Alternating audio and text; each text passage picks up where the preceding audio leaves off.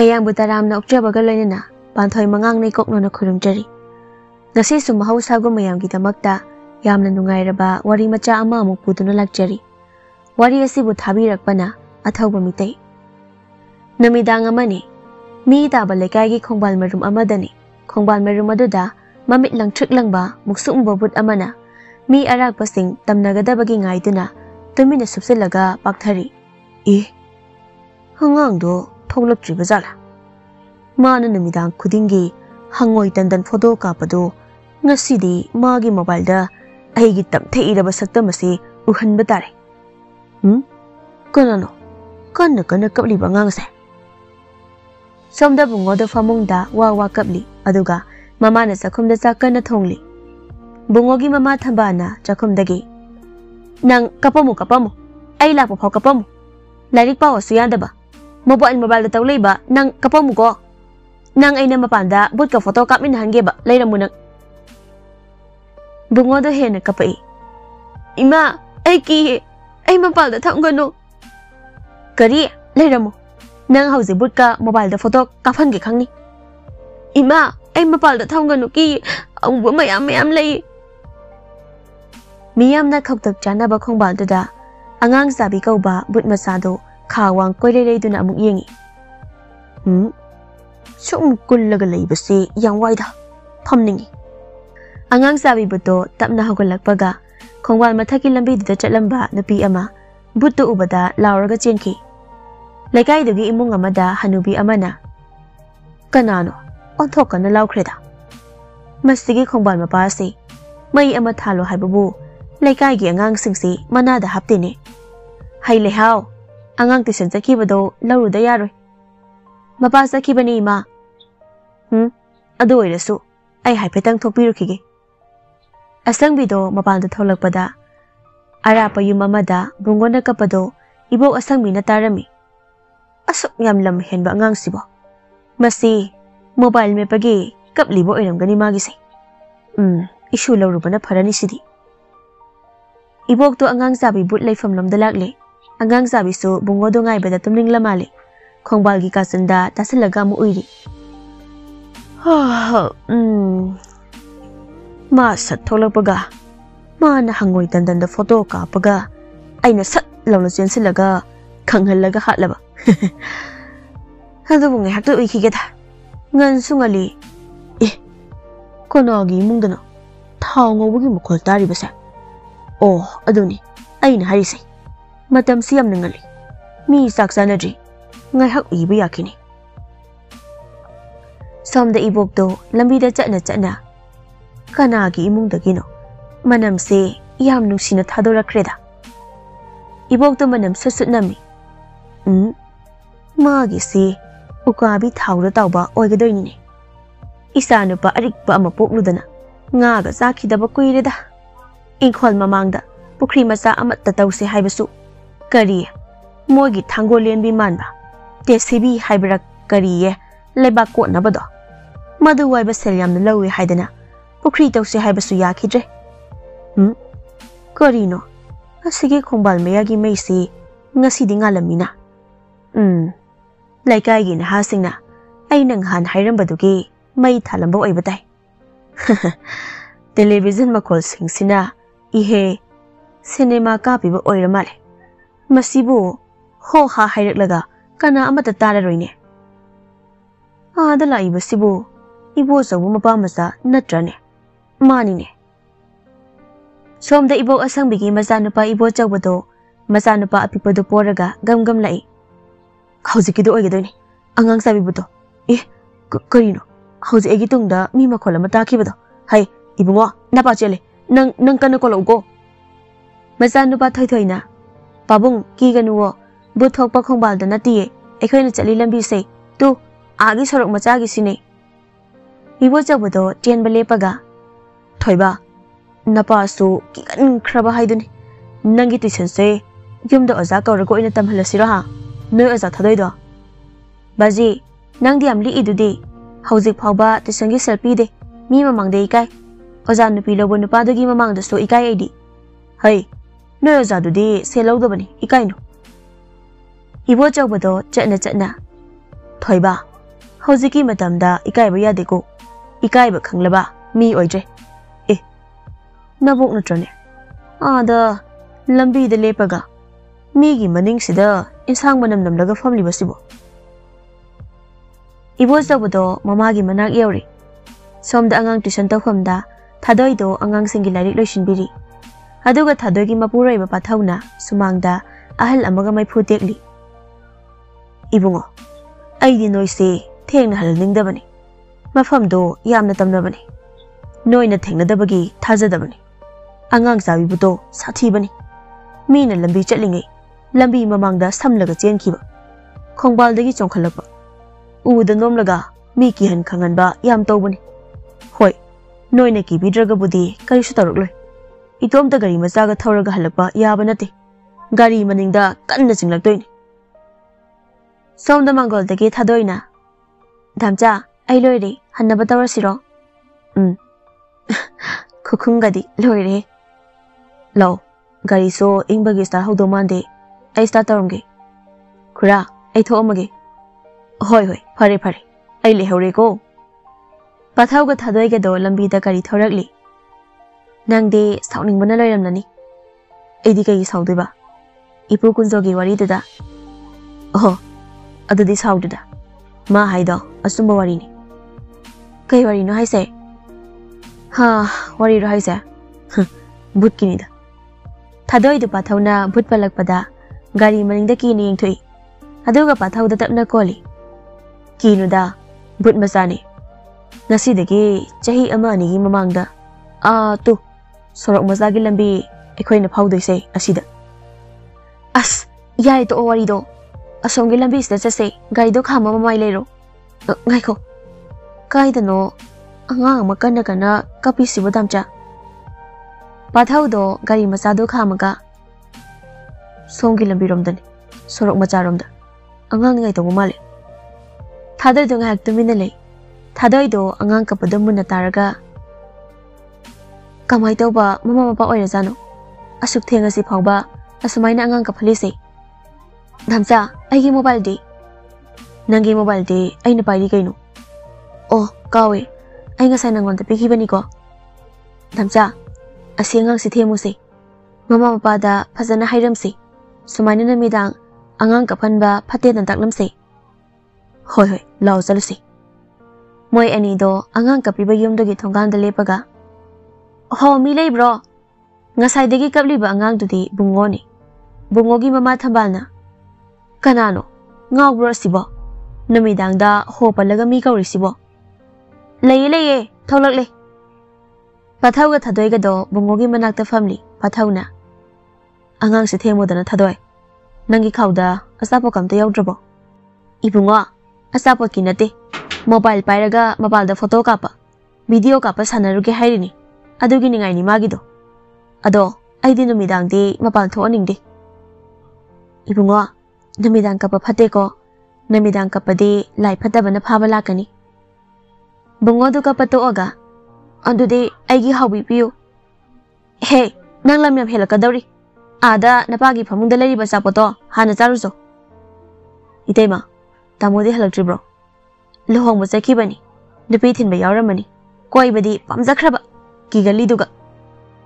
Thadoina magi khaudagi asapo lokthokpadu udabadagi thadoina pathauda. Tamo, mobile do amukta piro. Thadoina mobile palakpaduda bungodo wawa amukap khale. Ngahaki matung thambal hogi thongalda bungoga thadoiga do thongalda tandan pairiba singdo video number sanaringi thadoigi video gi mamangda amuba ama satlangno chenki thadoido masamana chap yungi karino hasikido ngaiko video do yobra amteng karino kusina asukana niklisina damcha damcha su khumlak trene angang di Ada matam da zakri. Nate. Kanano maga satminari ba mise. Asimi nate.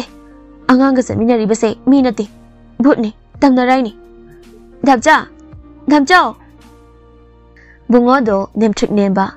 Muksuk mu ba mi masa amana. Lengzumda ko laga pukhibada ubada. Thadoido magi mobile do thadaramnaga. Pathaugi manak tamna hotana sensilai.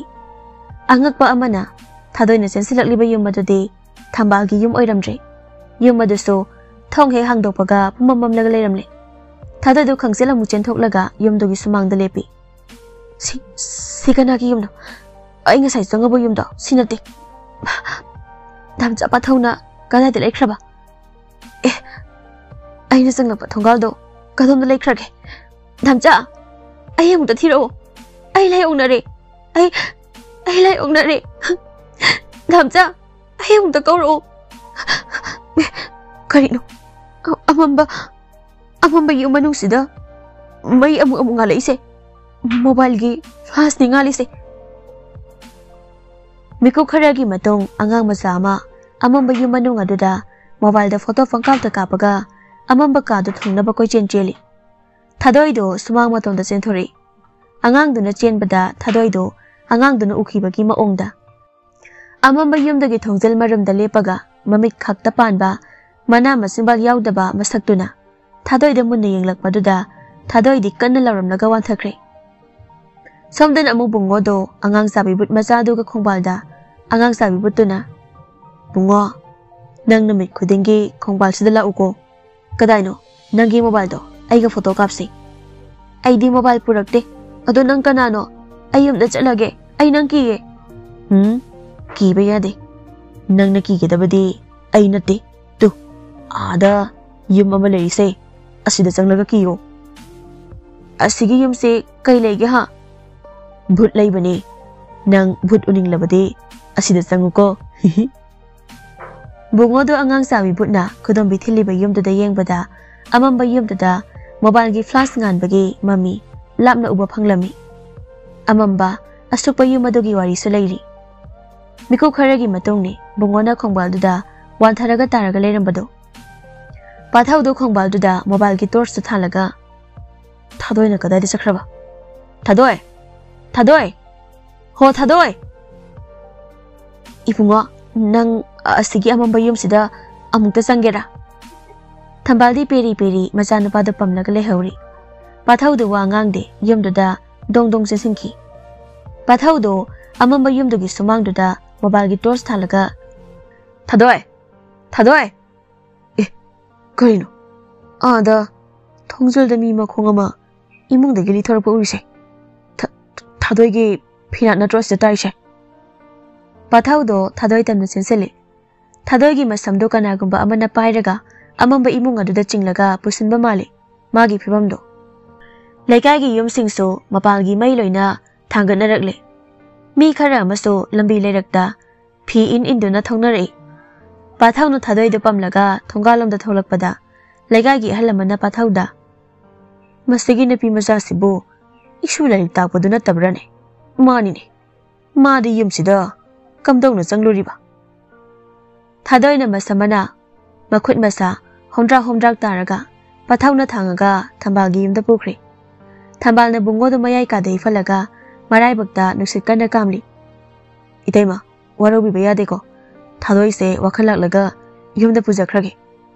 Ibungo noi ngasidi sida lekro noi ta mosula ani Masigi angangsina loina thokanbani Somda laikai gi lampak amada bus asangba ama ani sukhamli Aduga lohongba chatluba miyoi kharasu bus dagi kumthanarakli Thambal gi nupa kondom su kumtharakli mayam leija horage ha phare si phawba thaujilaga thambiramle thongal mapa phaw thaujil hange khanbani pukri da tagadra na haidrabani kana kaidabu yoraba jano lairak lomda mi khara thongnarak libasibo ing mana sulore chaka mata chaba ngamlar lairak lomda miyai khara du chana tamana ki bagi wana tida ing kholduna isuk sukpaduda mapa hek samlag lan bado khautak chabagi wani masigi yumse mai thadokpana di pharabani mangina ta kondom na trane a da phingong shelaga la ibasibo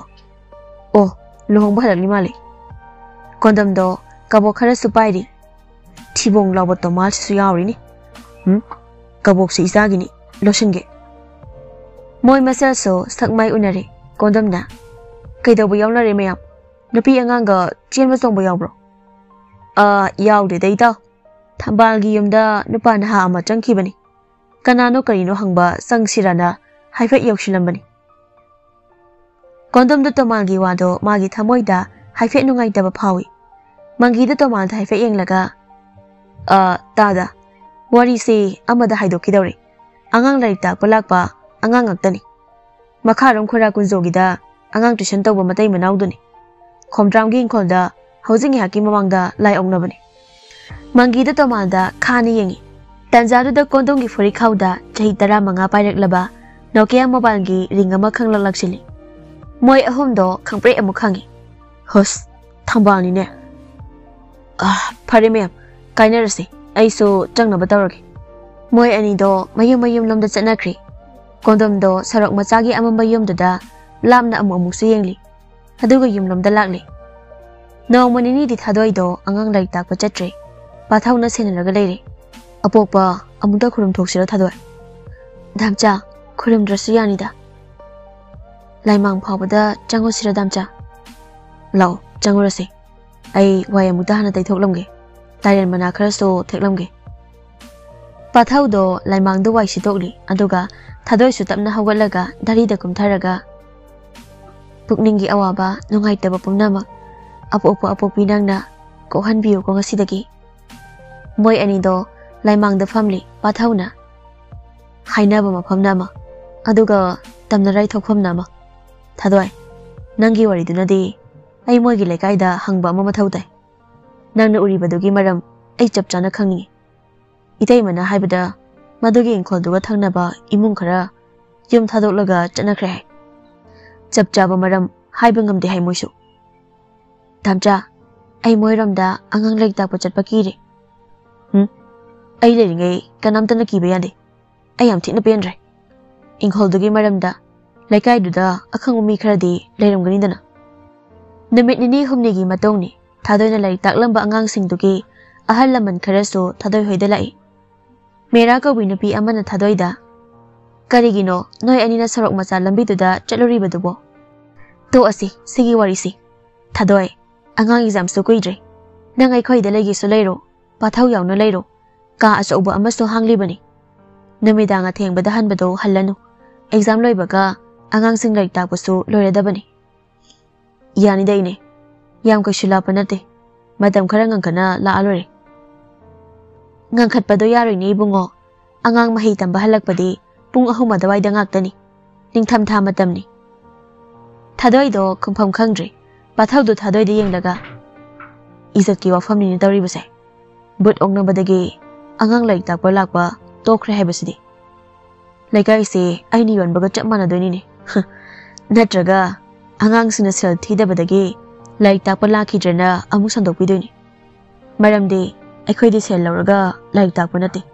Aigi nupidi social worker amasuni.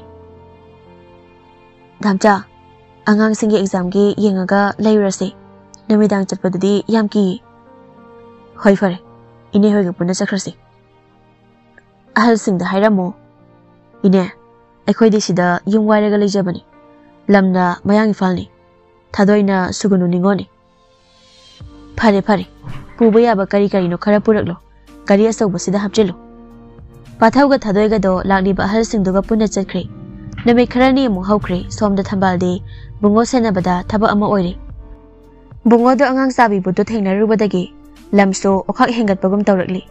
Mobile gi ningai so ka ama hena tawrakli. Namidangni thambal gi nupa kondomna. Thambal ai hojikkan se yamki ko. Luhongba thinbaga amata yaujare. Kari laik takpi nupi masado. Masam pairaga amamba yumda chingchilamle haiba. Konana mapalda mi kauribasina. Mamla kansidabu hidabrane. Ho tholokle. Kondomda mapalda thole. Mapalda phingau setpa miyoi khara lepaga leirambada ubada kondomdo kanna lauri. Hoi mau! Phingau setpa miyoi singdugi maraktagi Bijay kauba amana karina da tada ki bam yokshilakadori. Asung thamgi thebado shirena pau haiba laini. Kondomdo koksawi kai. Ma siraga aingonda karige haiba laiba ha. Tongmana tadaga yu he thaminaba natro. Adu itarade poloibagi haiba lakphom thoktro. Phi honga la okatada. Kondomdo masapamba humang purut lupi. Kare Chongtham Theba Siraba. Ai Mabu Maida Lobodo, Ying Wangabro. Maso, Usik Masamasa Halaga, Maidiam Lobani. Kondom the Tapna Pamtaraga, Sansaraga Imunda, Tak Ningna, Janglak Paduda, Tambalo Kondom Mobada, Kampre Mukangi. Karino Baba, Naurabonumba. Hey, Chongtham Thebado, Late Haine. Eh, Madi Kedobada. Usik Yamna Halaga, Aiga He, Madi Minabani. Madugi Mahi or Damtai, Nganalalido. I Pamdang Hagda Kungi. Nangi mobile do the no I be say Taro Gotamba. Mobile Palapaduda, the Magalay and Babungodo, Wawa Amuka Kalali. Tambaldo, Makok Piraga Kangi. Tadoy dung a city, no my sin the mid oibaki, Angang Singdo, Karating Lamnalari Tapiri. Adogas among the na, Patauga my Putelaga, Gunjoga Pamli. Gunjodo, Tadoy the Yangaga. Kusukumen, Taipet Tari the Tadoise. Sumaina at Awoksinda. Ayat upon Pirabadi. No, with the like I could say, contact last Siki Batarini. Kura, Yumdogi Madam the Hangu Hanguba Mata Kumlakte. I hosically do no country. Gunzodo, source hang Hondolaga, my Fugi, Singdo, Hypesem Laga. Aibo, Hidok Lasirani Warishibo. Patau the Tado the Yang Lambadagi, Gunzoda set out Namu Tori. Gunzo the Patau the Tana Yang Laga, the Minamulaki. Mikup Karagi Matoni, Sorok Masalam Biromda, Mi Karalang Nabagi, Makol Tari. Tadoy Patho, Ahal Amadi, Angang Singdo, Pupu Hawani. Damja, Kanano. Kemnate, Bahakino. Kura. Wallet Pase, Pataba Mahipang Manigo. Ayung to Zaluki. Some the Bungodo, Amamba in Kondogi Tongalda, Wawa Kaplaga, Yum to the Changna Bohonari. Aduga Tambaga Kondongana Kanayali. Nasigi Taudo Asidi, Kulegai Sarasana. Komdramgi asukpa inkolgi mamangda mi makai sausagay puli. Aduga amamba yung manung adudana apikpa angang ama mawalgi torch talaga yung manunggi kasingdo thungna bakoy chachali. Bungodo yung manung da kudam bithilaga. Ima ay amamba da changge amamba da layningi ay yung mabaldo da laye. Pathaw na. Lakay gi halamansing maangda uriba yung sige maramda akang mami amatalay trabo. Noy sumay sumhingla doiro. Tungi Kalaga, Karigum Bakarata Hobana, Patraha Maya Mertagi Angangamana Adura, Mi Siki Banikaka Angangdo, Mamana Masin set down a mankre. Itay Matamba Itay Mana Kandraga, Angang Sina Kanglibasina, Kamaitoriba Ibungo, Aiso, Mama Ama Oiribani Warido, Aiso Libaki Itayma, Wari Libabu, Karidaki Ninga Labagi Asigi Butchero Kirise, Madame do Kangalo. Makai Dogi Kondomna Ibungo Angang Masikibani Mamana Hakibani Jahi Ani Hide Todoto Kondomna Mamba Yumdogi Warido Patau the Maya Mamang the Litori Nasidagi Jahi Anigi Mamangda Yumadada Jahi Marita Ngairiba Noinoko Wanupamasa Amalerami Matamgi Angangni Mabal the Ngauzaba Apikpa Angangni No Monoido Mamana Sakum the Puraga Ladikan Tagli Hayune Nang amu thasil age ha hek nungan baga mobile na mobile kem pai ningi ha noi de mama na set amu thajinki angang de wa kapi kapkan he naya du da mai namni na pani na nong phungan badagi thoki baduna hauji phawa hanjilakte aina somda nong phungan badagi ukai ta khai angang su senaba angang lai su takpa school nang na ba chak su thongba nomi chupa yumgi kupnom da pusi se loirabani Noinogi mama do cha amukam lakpadagi chak to gas dagi thangtharingai noino do mama gi mobile do melaga noklaga amu leiramle evm sa do binglaw khramale apik pamasa na da khupang na phak amu thajinki pikli ba ngang do wawa kaplam naga long na wan thakri tanza do evm sa gi napa thon ba do sangle as yang len sidi phasana nare hayeng di okdo thobole ba gane ne ta nang to pothaki Set ang ngakta sukhan bayade. Haksangi sukhan ba matawtay. Thon ba day mungda sang lakbaga, ipiyam sado, thong kang lolon singki. Nang yun da sang lakano, mapanda to mo. Ipiyam sa, haksang singi hakta pothagi, thong siyango. Tatoan, nang yun da hangi halaklano da. Nang yun sida, kem taga nadre. Nadraga ay okto do, tawge. Sel do, ayoy na tangi. Nang ay gimahut amu silula. Ipiyam sa, Numidang ni, kat na ba pa jade?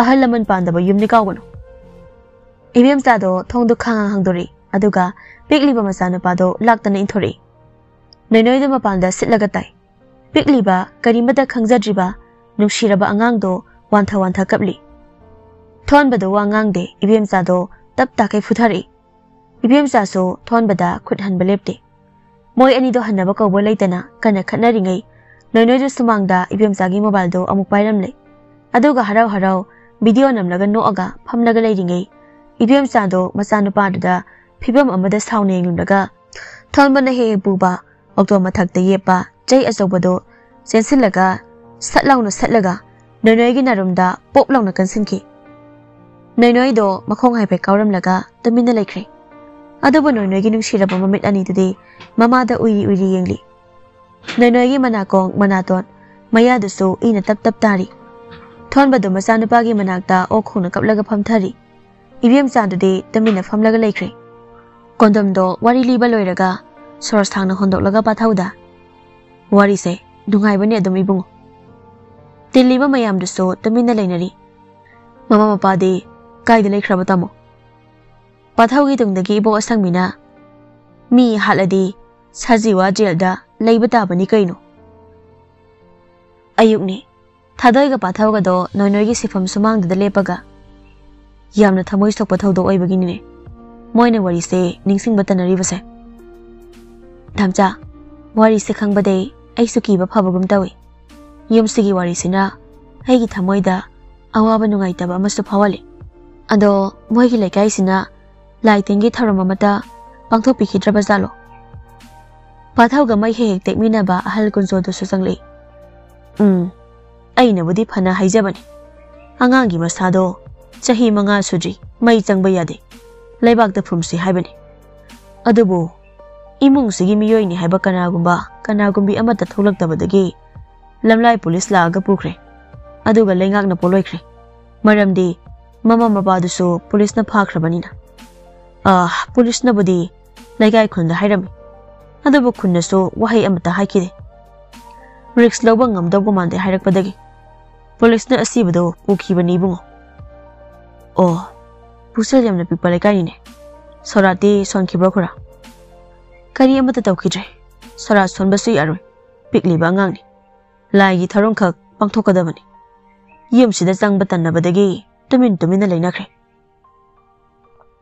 dhamcha thawai mami kokhalaga lai gi tharama mukta pangthopisi natradi lekai se tamna rai olani adumai tawbirasi khura lekai da hydrabasu dasase aigi imungda tarabanina laitingi tharamse aikhoina na tawrsi mi khara dum chathok changsin toina tawrabadi lai phadaba leiba ngamdabanida moi ahum do halakli aduga noinoi gi laitingi tharam pangthoknaba khanarami ngasi asi noinoi gi thawai thapam maphamdada amaibi khara selairi lai gi tharam pangthoknaba hairang leirang me group kambi khara thambasu uri noinoi gi photo amaso ngaraga thamli aduga laikhidraba noinoi gi mapa thombaga ibemcha ga so makhuto yoling thanglaga makhoi ani gi nagyeta police kharasu nongmai pairaga lepli thombaga ibemcha ga so noinoi gi photo da yenglaga hi kapli matam khara haukhre amamba imung duso pathauna maina pungan ngana thanbiri asongba ingkhol duso sitnangkhre pathauna ningthina sisenglaga thambiri ayu ama thadoi do noinoi gi imungda chakana loli ngasina angang sing laita poloi deni hayeng de yamda halage pathau do thadoi gi manakta changli chamulabu thadoi mule damcha mapan da thaksiko moi ani do mapan da cha thakli adubu thadoi gi mobile du de chalon phamda thamlamle thadoi gi mobile do kana gumba amana pairaga photo ka bagi mo ongsu tawri video namba game sana bagi mo ongsu tawri aduga nungsiba angang amagi khonjal da harauna noksa bagi khonjal so moi ani na tabagum tawri nungshiraba noinoi gi thawai gi khonjal du taraga pathauga thadoi ga do chalon phamlomda yenglaga moi ani do yengnaraga amung nokli aduga chado hauna chinglaga thakminari asumna noinoi gi thawai bu thembiramlaga pathauga thadoi ga so mayumda hankhre noinoi gi thawai so lekai makha tan aki ba yet papi khidre matam khara yum gi saijin saya da tonglamnaga noinoi gi thawai do lairamle da tin khirami ꯫